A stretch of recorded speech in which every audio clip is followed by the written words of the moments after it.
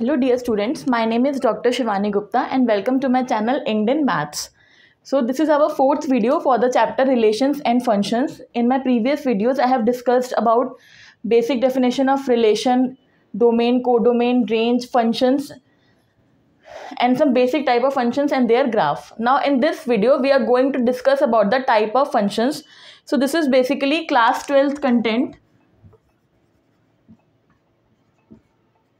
So we are going to discuss about the types of function. So first type is one function, or you can say it as injective function.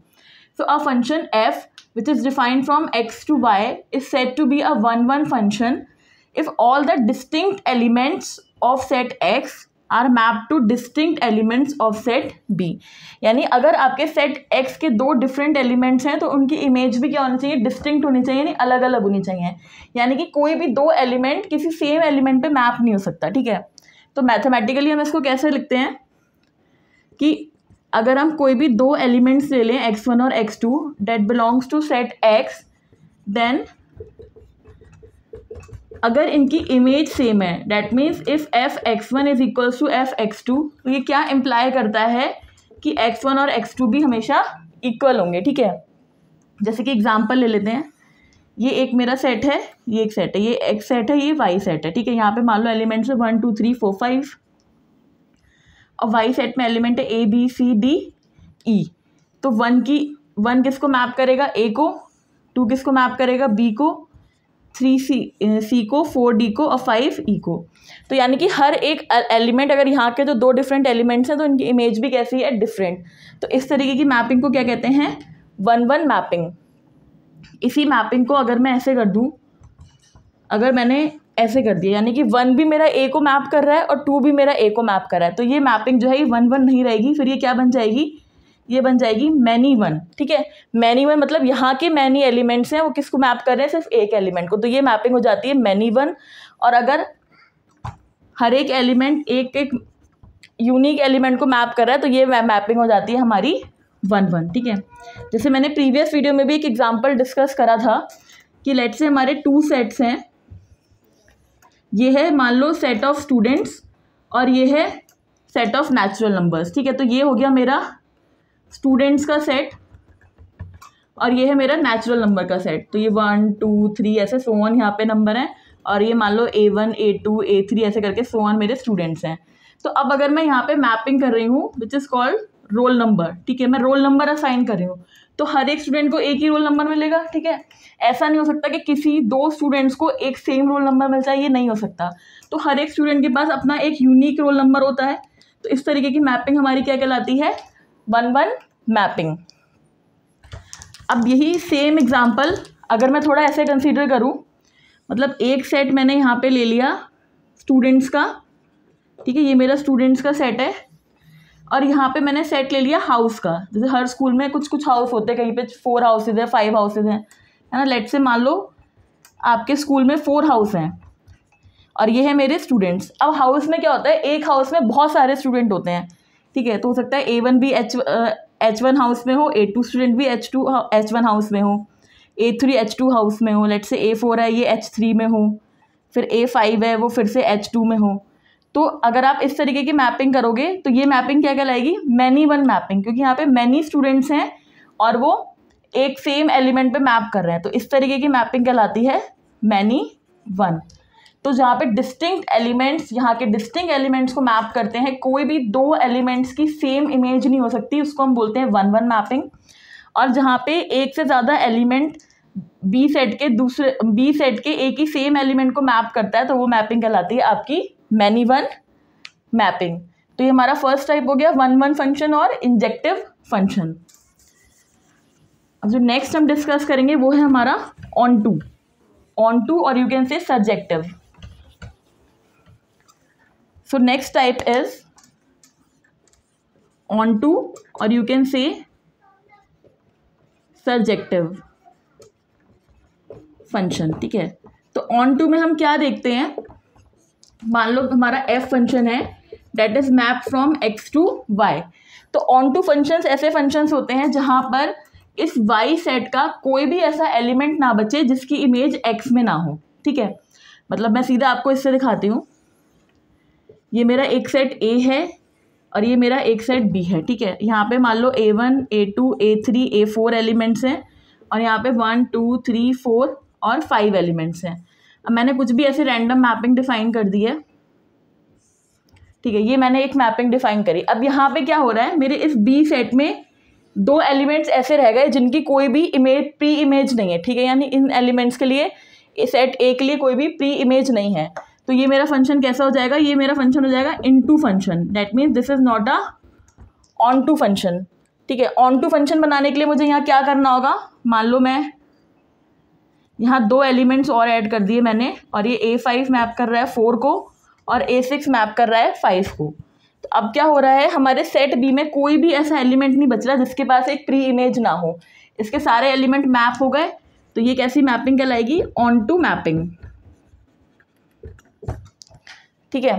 तो basically इसको mathematically हम कैसे बताएंगे, इसका मतलब ये है कि जो आपकी रेंज होगी फंक्शन की, that should be equals to the को डोमेन,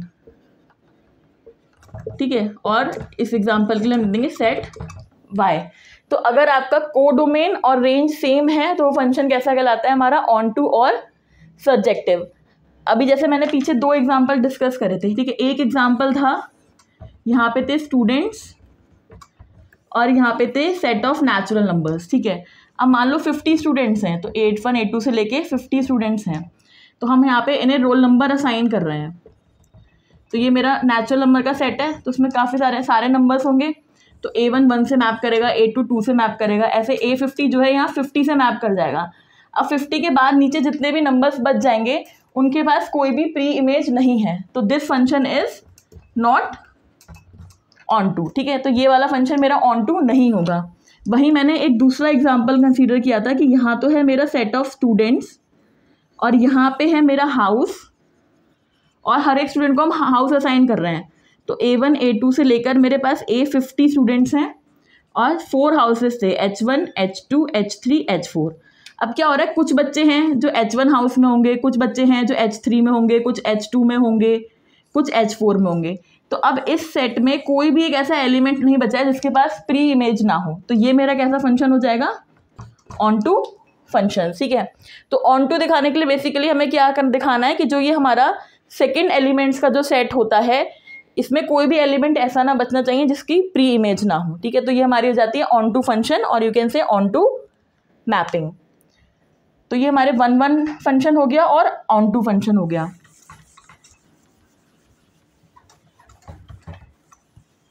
तो अब जो हमें नेक्स्ट फंक्शन देखना है वो है बाइजेक्टिव फंक्शन, ठीक है। कैसे फंक्शन, बाइजेक्टिव। और बाइजेक्टिव का मतलब क्या होता है, 1 1 एंड ऑन टू। तो नाम से ही क्लियर है, ऐसे फंक्शंस जो 1 1 भी हो और ऑन टू भी हो तो वो क्या कहलाते हैं, बाइजेक्टिव कहलाते हैं, ठीक है। जैसे अभी तक जो मैं एग्जांपल ले रही थी उसको मैं थोड़ा सा मॉडिफाई करके ले रही हूँ।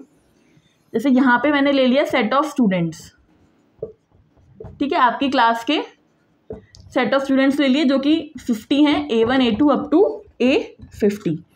अब यहाँ पे मैंने ले लिया नेचुरल नंबर्स फ्रॉम 1 to 50।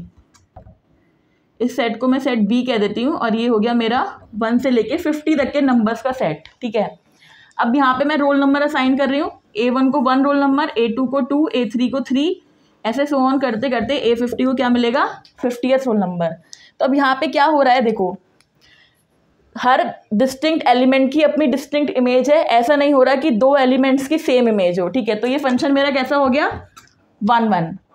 और इस सेट बी में ऐसा कोई भी एलिमेंट नहीं बच रहा जिसके लिए प्री इमेज ना हो, तो ये फंक्शन कैसा हो गया, ऑन टू। तो ये मेरा फंक्शन हो गया 1 1 एंड ऑन टू, और यू कैन से बाइजेक्टिव, ठीक है। तो ये मेजर टाइप ऑफ फंक्शन है। अगर फंक्शन 1 1 नहीं है तो हम उसको बोलते हैं मैनी वन, अगर फंक्शन ऑन टू नहीं है तो हम इसको बोलते हैं इन टू, ठीक है। तो यही हमारे टाइप्स हैं, 1 1, many one, onto, into, और जो 1 1 एंड ऑन टू दोनों होता है उसको हम बोल देते हैं बाइजेक्टिव। तो ये हमारे हैं मेजर टाइप ऑफ फंक्शंस। तो ये तो हो गया एक बेसिक थ्योरी पार्ट। अब हमारे पास क्वेश्चंस कैसे आते हैं एग्जाम में, तो क्वेश्चन आएगा, आपको फंक्शन गिवन होगा और आपसे पूछा जाएगा कि check whether this function is 1 1 और whether this function is onto और check whether this function is bijective. ठीक है, तो हम कुछ एग्जाम्पल कंसीडर करते हैं कि किस तरीके से हम किसी भी फंक्शन को 1 1 ऑन टू शो करते हैं या चेक करते हैं कि वो फंक्शन 1 1 ऑन टू है या नहीं है। ठीक है, तो पहला एग्जाम्पल लेते हैं। Here f x is equals to 2x और f कैसे डिफाइंड है, from set of natural numbers to set of natural numbers. ठीक है, तो मेरा डोमेन भी नेचुरल नंबर है, को डोमेन भी नेचुरल नंबर है। अब हमें इसको शो करना है, चेक करना है कि whether this function is bijective और नॉट। तो बाइजेक्टिव के लिए पहले हम 1 1 चेक करेंगे। ठीक है, अब 1 1 की डेफिनेशन क्या थी, मैंने डेफिनेशन में लिखवाया था कि पहले आप 2 एलिमेंट्स अज्यूम करोगे डोमेन में से। तो x1 और x2 हमने 2 एलिमेंट ले लिए नेचुरल नंबर्स में से, और फिर हम अज्यूम करेंगे कि ये 2 एलिमेंट्स कैसे हैं कि इनकी इमेज इक्वल है, यानी कि f x1 is equals to F x2। तो हम ये अज्यूम करके चल रहे हैं कि इनकी इमेज इक्वल है। अगर मैं यहाँ से दिखा दूँ कि ये दोनों एलिमेंट्स भी इक्वल हैं तो हमारा 1 1 फंक्शन कहलाएगा है। मतलब अगर 2 एलिमेंट्स की इमेज सेम आ रही है यहाँ पे, तो वो दोनों एलिमेंट भी यहाँ पे सेम होंगे, इक्वल होंगे, ये मुझे शो करना है। और अगर मैं ऐसा नहीं दिखा पाई तो फंक्शन इज नॉट 1 1। ठीक है, अब फंक्शन की डेफिनेशन से एफ x1 कितना हो जाएगा 2x1 और एफ x2 कितना हो जाएगा 2x2। तो यहाँ से क्या मिलेगा मुझे, x1 is equals to x2। तो मैंने अज्यूम किया था कि 2 एलिमेंट्स लिए हैं नेचुरल नंबर में से और उनकी इमेज सेम है। इमेज सेम मैं लेके चली थी और मैंने प्रूफ कर दिया कि वो दोनों एलिमेंट्स भी सेम है। तो यहाँ से हम क्या कंक्लूड कर सकते हैं कि दिस फंक्शन f इज 1 1। ठीक है, तो ये 1 1 प्रूफ हो गया। नेक्स्ट हमें शो करना है ऑन टू। ठीक है, ऑन टू के लिए हमें क्या दिखाना होता है कि जो आपका को डोमेन है उसके हर एलिमेंट के करस्पॉन्डिंग आपके पास एक प्री इमेज है। ठीक है, अब यहाँ पे थोड़ा सा सोच के देखो, यहाँ पे एलिमेंट्स कैसे मैप हो रहे हैं। अगर मैं इसको थोड़ा सा मैपिंग के थ्रू दिखाऊं तो ये मेरे दोनों सेट नेचुरल नंबर्स हैं। ठीक है, अब यहाँ पे f1 होगा तो f1 की इमेज क्या आएगी 2 × 1 2, तो f1 इज मैप टू 2। अगर मैं x को 2 ले लूँ तो 2 किससे मैप होगा 2 × 2 4। तो बेसिकली ये जो मैपिंग है ये सिर्फ इवन नंबर्स को मैप हो रही है। तो ये जो यहाँ पे ऑड नंबर्स बचेंगे उनके पास कोई भी प्री इमेज नहीं है। इसका मतलब ये जो मेरा फंक्शन है ये ऑन टू नहीं है। तो मैंने पहले भी बताया, जब भी हमें किसी फंक्शन कोई भी आप प्रॉपर्टी शो कर रहे हो और वो प्रॉपर्टी नहीं है उसमें, तो हमें उसके लिए काउंटर एग्जाम्पल लेना पड़ता है। ठीक है, अगर ये फंक्शन ऑन टू होता तो मैं डेफिनेशन से दिखा देती कि ये ऑन टू है, बट ये नहीं है तो मुझे कुछ एक काउंटर एग्जाम्पल लेना है। तो मैं मान लेती हूँ let x equals to 3 which belongs to natural number. ठीक है, तो मैंने 3 एक नंबर ले लिया। अब इस 3 के लिए मेरे पास कोई भी प्री इमेज नहीं है, so there does not exist, इसको y बोल देते हैं, there does not exist any x belonging to n such that f x equals to 3। यानी इस 3 के करस्पॉन्डिंग इस सेट में कोई भी ऐसा एलिमेंट नहीं है कि ये इसकी इमेज बन जाए। Hence f is not onto. ठीक है, तो ये फंक्शन मेरा 1 1 तो था but this is not onto, और चूंकि ये ऑन टू नहीं है तो it implies that f is not bijective. ठीक है, आई होप ये आपको सबको समझ में आया होगा। अब इसी क्वेश्चन को मैं थोड़ा सा डिफरेंट तरीके से दिखाती हूँ। मतलब यही सेम क्वेश्चन है F x equals to 2x, but अगर मैं अब ये अज्यूम कर लूँ कि जो मेरा f फंक्शन है वो सेट ऑफ रियल नंबर्स पे डिफाइन है। ठीक है, अभी हमने देखा था कि ये जो फंक्शन है वो मेरा नेचुरल नंबर पे डिफाइन है। अब मैं अज्यूम करके चल रही हूँ कि ये फंक्शन जो है वो मेरा सेट ऑफ रियल नंबर्स पे डिफाइन है। तो देखो कैसे करेंगे हम, सेम हमें चीज़ दिखानी है 1 1 and on to.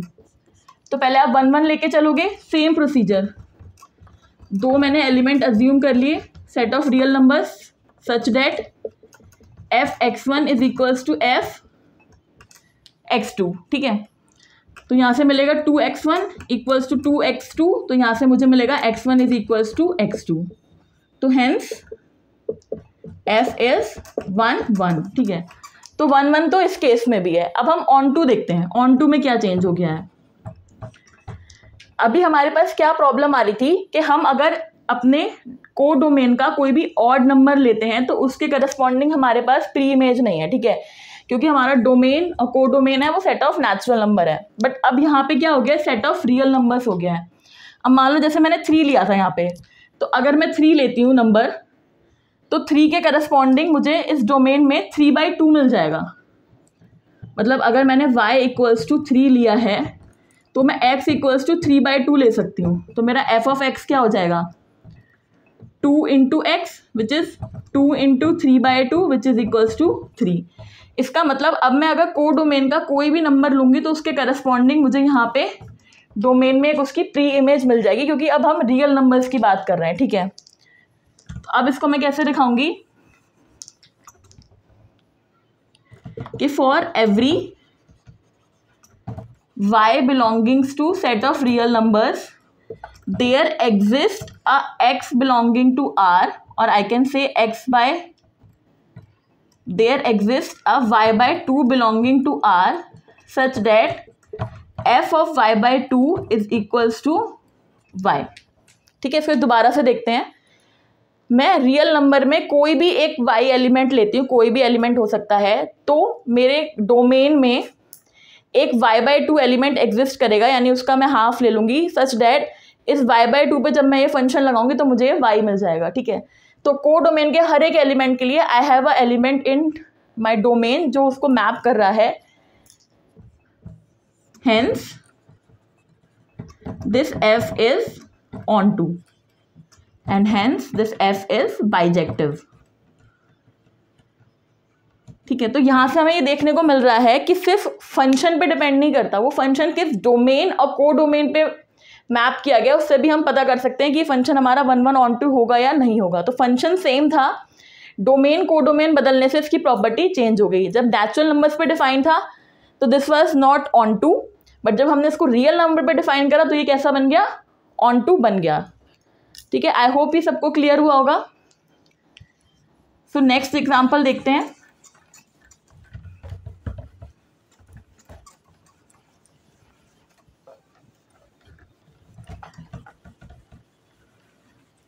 So my next example is fx equals to 1/x, और ये f मेरा किससे मैप है, r star to r star, जहाँ पे ये r स्टार क्या है, set of real numbers minus 0, यानी कि set of non zero real numbers है, जीरो को हम कंसीडर नहीं कर रहे हैं। तो अगेन आपको वही प्रूफ शो करना है वेदर दिस इज बाइजेक्टिव और नॉट। तो पहले तो हम 1/1 चेक करते हैं, ठीक है। सेम कॉन्सेप्ट है 1/1 चेक करने के लिए। आप 2 एलिमेंट्स लेके चलोगे, r स्टार से बिलोंग करते हैं such that f of x1 is equals to f of x2। तो ये मेरा हो जाएगा 1/x1 is equals to 1/x2, cross multiply करोगे you will get x2 equals to x1। ठीक है, तो हम 2 एलिमेंट्स की इमेज लेके चले थे, इक्वल है, तो हमने प्रूफ कर दिया कि वो एलिमेंट्स भी इक्वल है, हेंस दिस f इज 1 1। तो अब मुझे ऑन टू शो करना है कि whether this is onto और नॉट। ठीक है, तो ऑन टू के लिए क्या लेके चलेंगे, so for every y belonging to this r star, ठीक है, ये r स्टार मेरा कोडोमेन है, there exist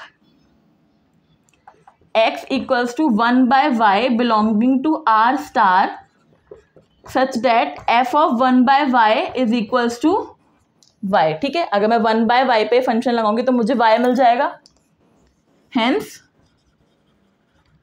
this f is onto. ठीक है, क्योंकि रियल नंबर्स पे डिफाइन है तो हर एक y के लिए मैं 1/y भी डिफाइन कर सकती हूँ, और 1/y पे जब मैं फंक्शन लगाऊंगी तो मुझे y मिल जाएगा। इसका मतलब ये सेट कैसा हो गया, मेरा ऑन टू हो गया। ठीक है, बट सेम लास्ट क्वेश्चन की तरह देखते हैं। अभी 1/1 और ऑन टू है तो इस that implies f is bijective.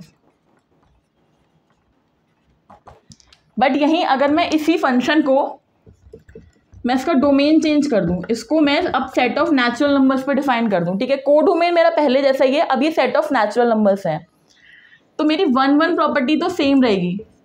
ठीक है, वो तो सेटिस्फाई करेगा। बट अगर मैं अब ऑन टू की बात करूं, अभी मैंने क्या बोला था यहाँ पे, हर एक y के लिए एक 1/y होगा, ठीक है, लेकिन ये 1/y अब सेट ऑफ नेचुरल नंबर्स में नहीं हो सकता। रियल नंबर से आप कोई भी y लोगे, मान लो मैंने y = 3 ले लिया जो कि इस R स्टार को बिलोंग करता है, तो 1/y क्या होगा, 1/3 which does not belongs to set of natural number, hence this f is not onto, ठीक है, 1/3 नहीं आएगा नेचुरल नंबर में। तो अब जो है ये यहाँ पे कोडोमेन के कई सारे एलिमेंट ऐसे बच जाएंगे जिनके पास कोई प्री इमेज नहीं होगी। तो अगर मैंने इसका डोमेन बदल दिया तो मेरा फंक्शन जो है ऑन टू नहीं रहा। यहाँ पे मेरा डोमेन रियल नंबर्स था तो मेरा फंक्शन ऑन टू था। तो इस तरीके से आपको डोमेन और कोडोमेन का ध्यान रखना है, इनको चेंज करते ही हमारे फंक्शन का जो है वो नेचर चेंज हो जाता है। ऐसे कुछ और एग्जांपल्स देखते हैं।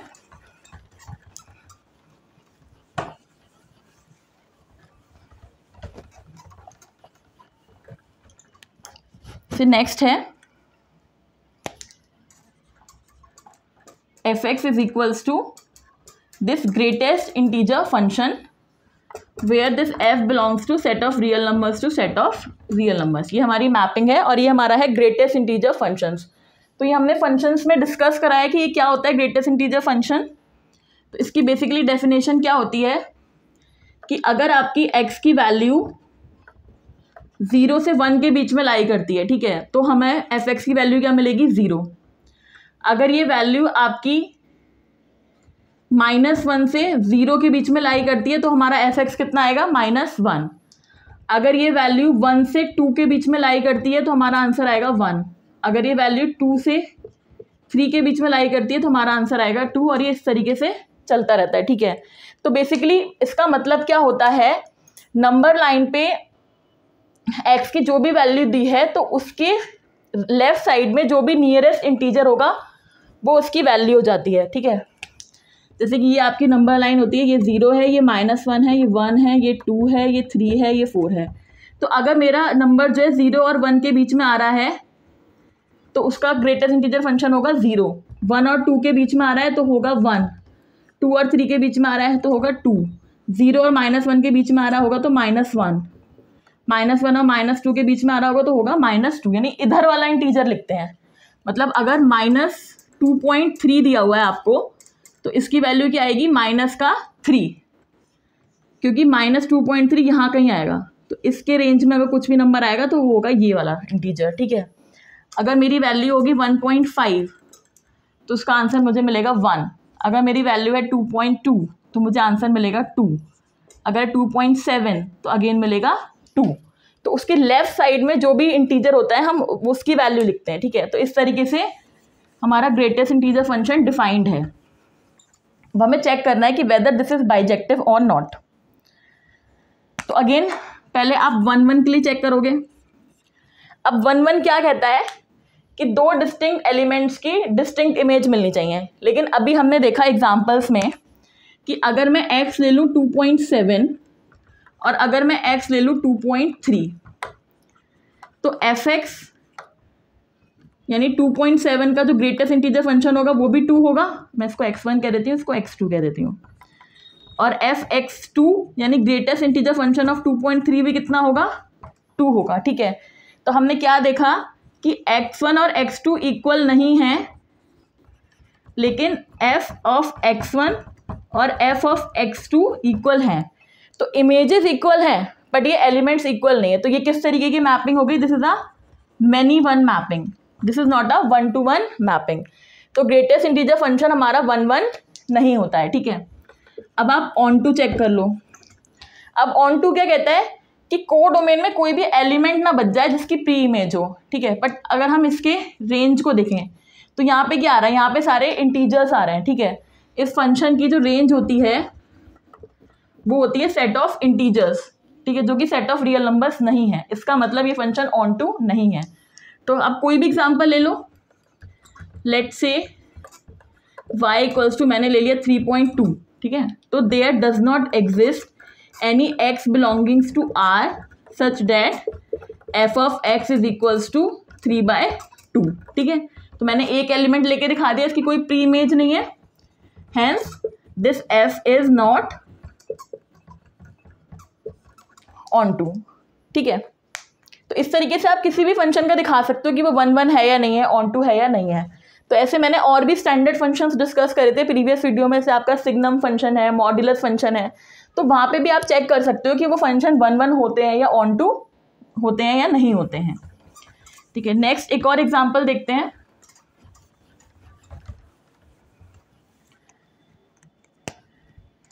यहाँ पे मेरा f(x) डिफाइंड है n+1/2 when n is odd and n/2 when n is even।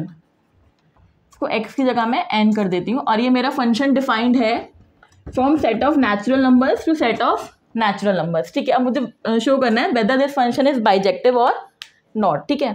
सबसे पहले हम 1 1 शो करेंगे। अब 1 1 के लिए थोड़ा सा हम देखते हैं कि हमारी वैल्यू आएंगे किस तरीके से, ठीक है। अब अगर मैं f1 की इमेज देखूं पहले, तो f1 मेरा ऑड है, यहाँ आ जाएगा 1 + 1 2, 2 / 2 1। f2 निकालोगे, 2 इवन है, यहाँ आ जाएगा 2 / 2 1। f3 निकालोगे आप, 3 ऑड है, 3 + 1 4, 4 / 2 2। f4 लेंगे, 4 / 2 2। तो अब यहीं से क्लियर हो रहा है दो डिस्टिंक्ट एलिमेंट्स के लिए हमें सेम इमेज मिल रही है, ठीक है। That means this function is not 1 1। तो उसको आप ऐसे दिखा सकते हो कि लेट x1 = 1, x2 = 2, f(x1) हो जाएगा 1, f(x2) हो जाएगा 1। तो यहाँ से हमें क्या मिल रहा है कि f(x1) = f(x2) तो है, but x1 is not equals to x2, hence f is not 1 1, ठीक है। तो यहां से क्लियर है। अब हमें चेक करना है ऑन टू। अब ऑन टू का मतलब क्या होता है कि आपके कोडोमेन में कोई भी ऐसा एलिमेंट ना रह जाए जिसकी प्री इमेज ना हो, ठीक है। अब इसमें देखो, लेट मैंने एक y ले लिया, n को बिलोंग कर रहा है, सच दैट इसकी कोई एक इमेज है, प्री इमेज है, जो इस y के इक्वल है, where is n1 is odd. ये मैंने अज्यूम करा है कि n1 ऑड है। तो अगर मेरा n1 ऑड है तो ये फंक्शन के हिसाब से क्या हो जाएगा, n1 + 1 / 2 = y। तो यहाँ से n1 की वैल्यू क्या आएगी, 2y - 1, ठीक है। तो इसका मतलब क्या हुआ, अगर ये y किसी ऑड नंबर की इमेज है तो हर एक y के लिए मुझे यहाँ पे एक नेचुरल नंबर मिल जाएगा, ठीक है। सिमिलरली अगर मैं ऐसा अज्यूम करूँ कि f(n2) = y, जहाँ पे n2 मेरा, या ये हो गया मेरा केस 1 कि n1 इज ऑड, और मैंने केस 2 ले लिया कि दिस n1 इज इवन, ठीक है। अगर ये n1 इवन है तो डेफिनेशन क्या हो जाएगी, n1 / 2 = y। इसका मतलब n1 = 2y। देखो, तो दोनों ही केस में अगर मैं कोई भी एलिमेंट लूँ नेचुरल नंबर में से, तो अगर मैं उसे किसी ऑड नंबर की प्री इमेज मानूँ तो वहाँ से भी मुझे एक नेचुरल नंबर मिल जाएगा, और अगर मैं इसे किसी इवन नंबर की प्री इमेज मानूँ तो मुझे यहाँ से भी एक नेचुरल नंबर मिल जाएगा। तो दोनों केसेस में मुझे नेचुरल नंबर मिल रहा है। That implies that my function f is onto, ठीक है। तो मैंने शो कर दिया कि f मेरा 1 1 नहीं है, बट f मेरा ऑन टू है। तो ये फंक्शन बेसिकली मेरा बाइजेक्टिव नहीं है, ठीक है। तो इस तरीके से आपको कोई भी फंक्शन दिया होगा तो आप ये प्रॉपर्टीज यूज करके डिफाइन कर, मतलब प्रूव कर सकते हो कि वेदर दिस फंक्शन इज 1 1 और नॉट, और ऑन टू और नॉट, ठीक है। तो ये मेरा हो गया types of function. Next what I am going to discuss is composition of functions. Very simple topic,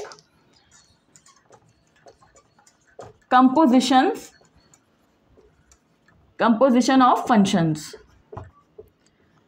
तो कंपोजिशन में क्या करना है, दो फंक्शंस हम लेके चलेंगे। एक मेरा फंक्शन है a to b, f function है जो a to b डिफाइन है, और एक मुझे g फंक्शन लेके चलना है, वो कैसे डिफाइन होगा, b to c। तो कंपोजिशन के लिए हमें देखना है कि पहले फंक्शन का कोडोमेन और दूसरे फंक्शन का डोमेन आपका सेम होना चाहिए। तो कंपोजिशन का मतलब है हमें ये GOF लिखना है, ठीक है। तो GOF हम कैसे निकालेंगे, तो GOF में क्या है, देखो लिखा तो ये GOF है, बट आप इसको पहले ऐसे ट्रीट करोगे कि हमें पहले F पे लगाना है फंक्शन, ठीक है। तो ये मेरा हो जाएगा, पहले मैं X को F पे अप्लाई करूंगी और फिर वो जो भी फंक्शन आएगा उससे हम निकालेंगे G(f(x), ठीक है। तो बेसिकली देखो हो क्या रहा है, ये मेरा एक सेट A था, ये एक सेट मेरा B है और ये एक सेट मेरा C है। तो F फंक्शन क्या कर रहा था, A के एलिमेंट को B में बदल रहा था, यानी X अगर मेरा A का एलिमेंट है तो ये F जो है फंक्शन इसको इधर Fx में चेंज कर रहा था, ठीक है। फिर B to C एक दूसरा फंक्शन है G, वो क्या कर रहा है, इस Fx को G(f(x) में चेंज कर रहा है, ठीक है। और ये कंपोजिशन क्या कर रहा है, ये कंपोजिशन डायरेक्टली इस सेट A को सेट C में चेंज कर रहा है। This is called GOF। GOF का मतलब क्या हो गया, F पहले A को B में बदल देगा और फिर G जो है इस B को C में बदल देगा। तो A से हम कहाँ पहुँच जाएंगे, सेट C में पहुँच जाएंगे, ठीक है। तो इसको एग्जाम्पल से देखते हैं। एक मैंने F फंक्शन ले लिया जो कि एक सेट है 1 2 3, उससे किस पे डिफाइन है, 4 5 पे डिफाइन है। और एक मैंने G सेट ले लिया, वो 4 5 से किस पे डिफाइन है, 6 7 पे डिफाइन है, ठीक है। और यहाँ पे देखो डिफाइन किस तरीके से है, such that F1 is equals to 4, F2 is equals to 4 and F3 is equals to 5। और G4 कैसे डिफाइन है, G4 is 6 and G5 is 7, ठीक है। तो ये मेरा क्वेश्चन में फंक्शन दिया हुआ है और आपसे पूछा है फाइंड GOF, ठीक है। GOF निकालना है। अब देखो हम कैसे निकालेंगे, तो हमें निकालना है GOF। तो F पहले है, तो F के एलिमेंट्स के लिए निकालोगे आप, ठीक है, जो F का डोमेन है। तो पहले 1 के लिए निकालेंगे, तो ये क्या हो जाएगा, G(f(1). What is F1, F1 is 4, तो ये हो जाएगा मेरा G4 और G4 क्या है, 6, तो इसका आंसर हो जाएगा 6। ऐसे GOF हम निकालेंगे 2 के लिए, तो this will be equals to G(f(2). F2 मेरा क्या है, F2 इज 4, तो ये हो जाएगा G4 विच इज अगेन 6। फिर हम निकालेंगे GOF फॉर 3, तो ये मेरा है G(f(3). F3 इज 5, तो ये हो गया G5 और G5 क्या है, 7, ठीक है। तो इस तरीके से हम कंपोजिशंस को डिफाइन करते हैं और कंपोजिशन को एवेलुएट करते हैं। बहुत सिंपल सा प्रोसीजर है, नथिंग कॉम्प्लिकेटेड। अब इसमें एक प्रॉपर्टी है और यू कैन से एक रिजल्ट है। What the result says, result ये है कि GOF is not equals to FOG, ठीक है। तो ये GOF और FOG is not necessarily equal, ठीक है। मतलब ऐसा जरूरी नहीं है कि हर केस में ये दोनों स्टेटमेंट जो है ये इक्वल आए, ठीक है। इसको भी हम एक एग्जांपल से दिखा देते हैं।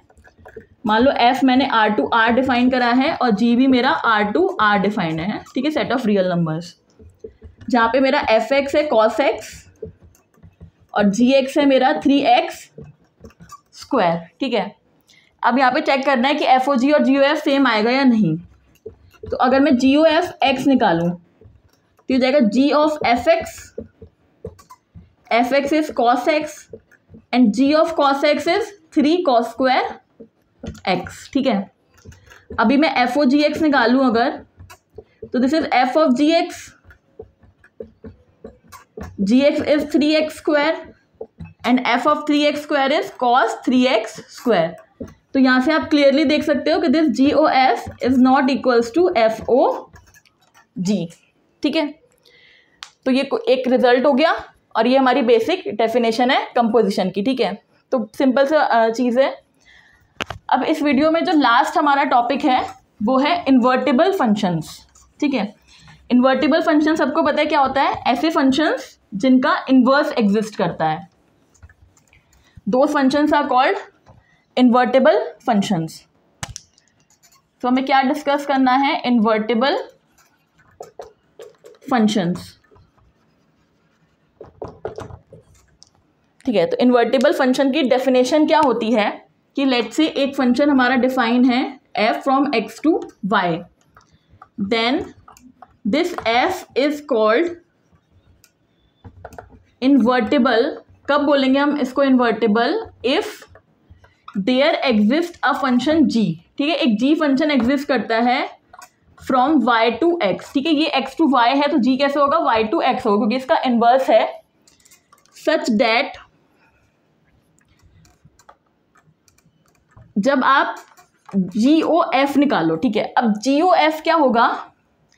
f चेंज करेगा x को y में और फिर g क्या करेगा? y को x में चेंज करेगा, तो आपको x का एलिमेंट मिलेगा, तो यहाँ पे हमें x की आइडेंटिटी मिले। एंड जब हम FOG निकालें तो FOG में क्या होगा? पहले g y को x में बदल देगा और फिर f जो है x को y में बदल देगा, तो यहाँ पे हमें y की आइडेंटिटी मिले, देन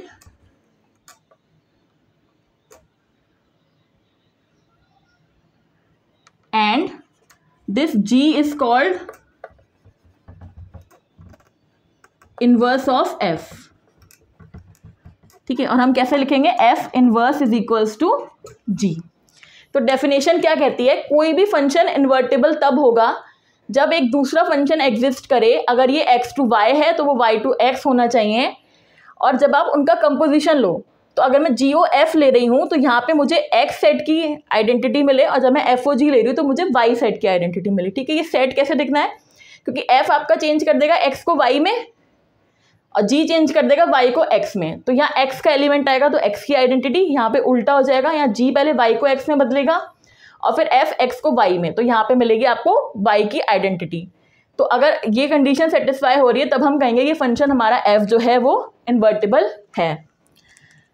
तो यहाँ पे एक इम्पॉर्टेंट रिजल्ट है कि अगर कोई भी function if f is 1 1 and on 2 then it implies that f is invertible, ठीक है। तो अगर कोई भी फंक्शन 1 1 on 2 है तो हम उसको इन्वर्टेबल बोल सकते हैं। तो इसका मतलब कहीं पे अगर आपको शो करना है कि whether this function is invertible और नॉट चेक, तो वहाँ पे अगर आपने शो कर दिया कि फंक्शन 1 1 और ऑन 2 है तो दैट इज इनफ, वहाँ से आप ये शो कर सकते हो, ठीक है।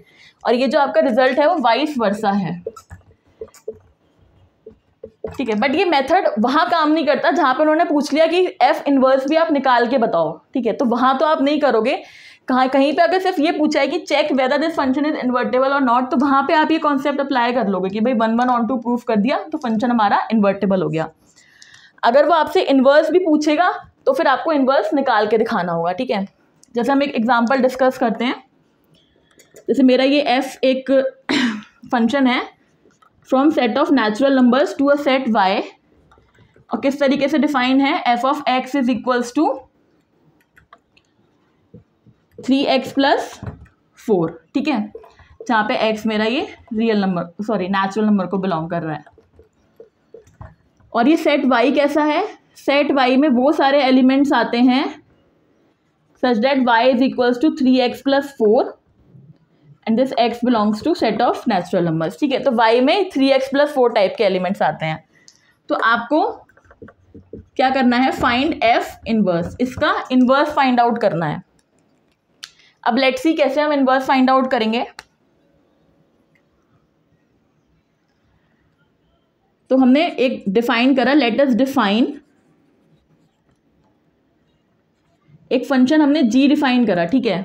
अब इन्वर्स करें तो इसका उल्टा डिफाइन करना होगा, यानी y से n पे डिफाइन करना होगा, ठीक है। और उसमें एलिमेंट्स कैसे आएंगे? हमने y को अज्यूम कर लिया ये 3x प्लस 4, तो यहाँ से अगर मैं x की वैल्यू निकालूँ तो मुझे क्या मिलेगा? y minus 4 divided by 3। तो मेरा gx कैसे डिफाइंड होगा? y minus 4 divided by 3 where this y belongs to set y। तो इस तरीके से मैंने अपना gx डिफाइन करा है, ठीक है। अब मुझे इन्वर्टिबल शो करने के लिए ये वाली कंडीशंस दिखानी है, दोनों FOG और GOF वाली, ठीक है। तो पहले मैं GOF निकालती हूँ। GOF निकालेंगे तो ये हो जाएगा g ऑफ fx।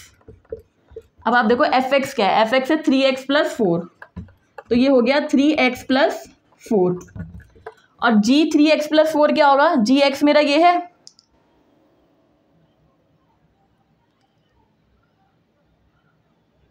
ठीक है। तो सॉरी इसको मैं y कर देती हूँ, ठीक है। तो ये हो जाएगा मेरा 3x+4 -4 डिवाइडेड बाय 3, ठीक है। सिंपल y की जगह ये वैल्यू रख दी है। तो यहाँ से देखो क्या हो गया, 4 से 4 तो कैंसिल आउट हो गए और ये 3 से 3 भी कैंसिल आउट हो जाएंगे, तो मुझे मिलेगा x, ठीक है। तो x मेरा आइडेंटिटी हो गया। ऐसी सेम अगर मैं एफ ओ जी निकालती हूँ तो ये क्या हो जाएगा, एफ ऑफ जी एक्स, ठीक है।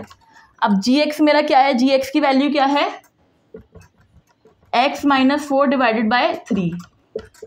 अब ये वैल्यू रखूंगी मैं यहाँ पे एफ एक्स की वैल्यू में, तो ये जाएगा 3 into x -4 divided by 3 plus 4। तो ये 3 से 3 कैंसिल आउट हो जाएंगे, कि -4 + 4 कैंसिल आउट हो जाएगा, तो मुझे क्या मिलेगा, x,